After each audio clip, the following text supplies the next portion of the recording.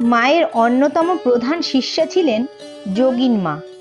তিনি ছিলেন মায়ের সর্বক্ষণের সঙ্গী। যোগিন মার মনে একবার সন্দেহ জেগেছিল।